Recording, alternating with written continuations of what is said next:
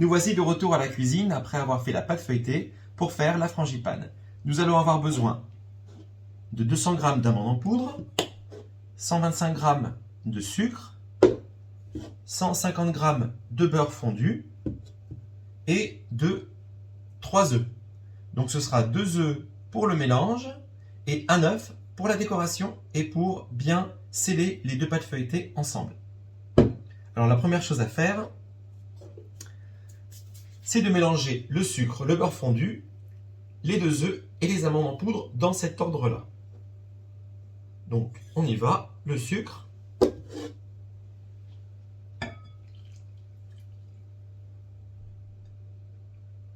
le beurre fondu, donc on mélange les deux premiers ingrédients, vous voyez comme ceci. Bon, c'est vraiment la partie de la recette la plus facile. Une fois que vous avez terminé la pâte feuilletée, bon, vous avez vu que c'est pas non plus la mer à boire. Il faut juste un petit peu de méthode, un peu de doigté, et ensuite de ça, être patient parce qu'il y a des pliages à faire toutes les 20 minutes. Autrement, vous pouvez bien sûr bouquiner entre les différents pliages ou vaquer à d'autres occupations quand vous faites la pâte feuilletée. Donc là, hop, ça c'est bien mélangé. On va rajouter les 2 œufs.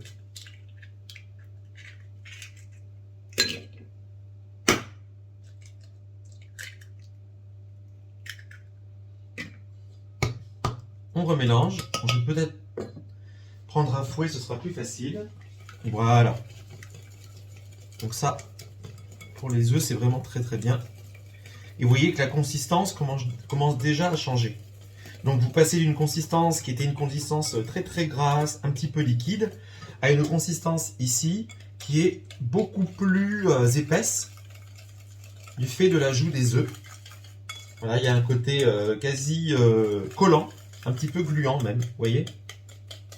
Hop, la pâte, là, la préparation commence à prendre un peu de corps. Une fois qu'on a fait ça, on rajoute les amandes en poudre, 200 g. Bon, vous pouvez prendre ce que vous voulez comme amandes en poudre, hein, poudre blanche, amandes en poudre complète. Si vous avez la possibilité de le faire chez vous, vous pouvez aussi directement moudre les amandes. Ça, c'est pour ceux qui sont vraiment bien équipés. Donc, vous voyez, je continue bien ici de malaxer. Voilà. Mais c'est vraiment rapide. Hein. Vous voyez la consistance? Ça devient assez pâteux et puis ça tient plutôt bien, c'est assez ferme. Hein. Donc ça, à étaler, ce sera vraiment pas mal. Et puis, bien sûr, on parfume avec un petit peu de rhum. Donc un petit peu à l'œil, on va dire l'équivalent de 2 cuillères à soupe. On remélange. Là, ça donne vraiment un bon parfum. Voilà.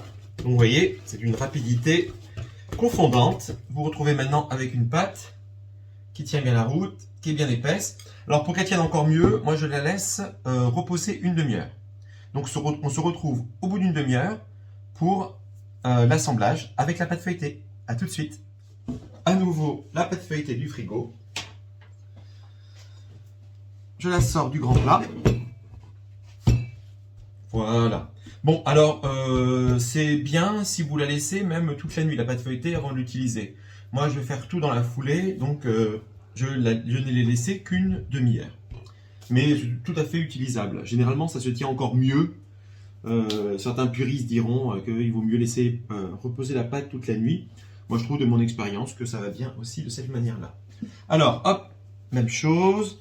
Là, je l'ai manipulé. En plus de ça, il est au frigo.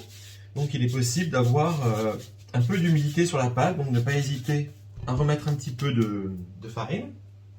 Maintenant, je vais prendre un gros couteau.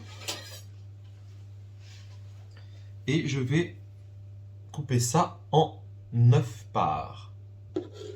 Hop. Alors, vous voyez un petit peu la pâte feuilletée, l'intérieur, comment ça se présente. Vous voyez? Mais il y a vraiment plusieurs couches de la détrempe et aussi de beurre. 3 portions à chaque fois. Et ça, c'est grosso modo pour avoir un dessus ou un fond de tarte. Cette portion-là, ça va faire le fond ou le dessus. Ça dépend si on fait une tourte par exemple, une tarte ou une galette des rois. Alors, je vais en garder 2 morceaux. Donc le reste, je le couperai à l'occasion. Je remets le reste au frigo. Voilà, c'est au frigo. Et maintenant, je vais bien aplatir tout ça. Alors, ce que je fais, c'est que je vais essayer de la modeler un petit peu, vous voyez, avec les mains, pour arrondir un petit peu les angles, pour qu'elle soit un peu plus ronde. Mais c'est la même chose, vous allez voir, on peut faire aussi avec une pâte un petit peu carrée, un rond. Et si c'est encore un peu carré, à la fin, quand on va l'étaler, on pourra recouper les bords. Et puis, on peut les torsader, faire des petits trucs à l'apéritif, si on en a vraiment en supplément. Et je commence à l'étaler. Donc un peu toujours de la même manière. Hein. Voilà, doucement. En essayant de faire ça de manière uniforme. En allant bien sur les rebords. En accentuant là où il y a besoin d'être un peu plus plat. Je la retourne. Et je vais étaler maintenant dans l'autre sens. Voilà. Je viens d'étaler la pâte. Alors moi j'aime vraiment bien les galettes très finement feuilletées. Je mets, donc elle va être vraiment très très fine. Je mets ici la plaque, un couteau, et je découpe ce qui dépasse. Donc ça, c'est la première des pâtes. Vous voyez, elle est bien, elle ne colle pas. Et je vais la placer directement sur la plaque, comme ceci. Ensuite de ça, je prends la préparation à la frangipane et je vais l'étaler à l'intérieur.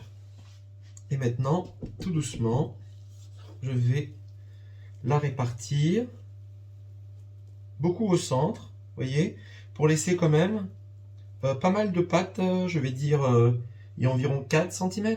4 cm de pâte, où il n'y aura pas de frangipane, pour pouvoir la laisser bien monter. Vous voyez, elle ne se défait pas du tout, elle est plutôt compacte, donc il n'y a pas du tout de coulure. On égalise tout ça. Voilà, ça me paraît très très bien.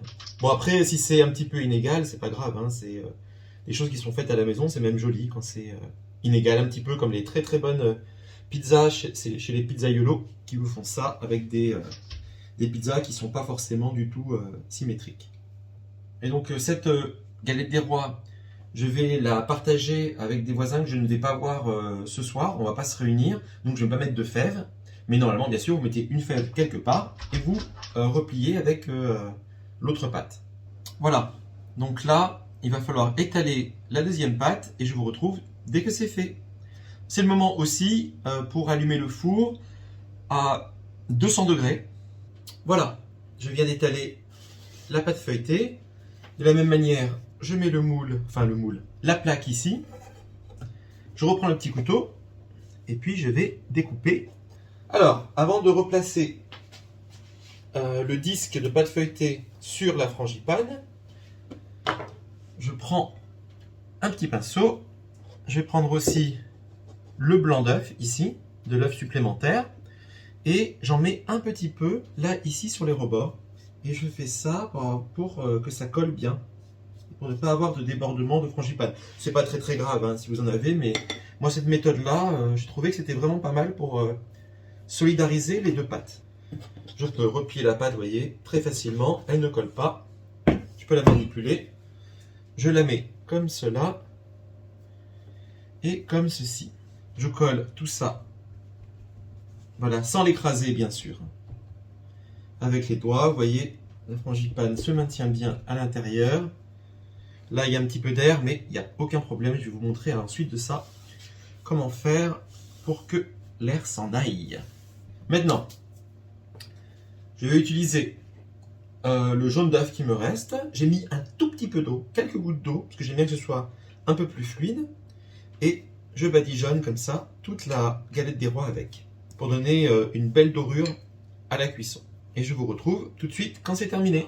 Le jaune d'œuf a été mis un petit peu partout. Maintenant, je vais faire un petit dessin sur la galette. Donc, je prends un couteau qui coupe bien, je pars du centre et je vais dessiner un truc hyper simple, hein, comme des petites rosaces. Donc encore une dernière chose, vous avez vu qu'il y a peut-être un petit peu d'air qui a pu se mettre en dessous, et puis surtout quand ça va monter, ça peut aussi trop gonfler et peut-être se désolidariser de la frangipane qui se trouve en dessous. Alors moi ce que je fais des trous comme ceci, pour être vraiment sûr de ne pas avoir de bulle d'air. En plus ça fait un motif supplémentaire à la galette.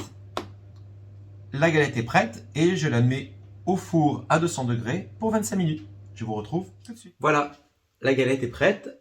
Je vais aller la chercher. Donc voici, j'essaye de ne pas me brûler parce qu'elle sort du four. Vous avez hop, la galette des rois avec un feuilletage extrêmement fin.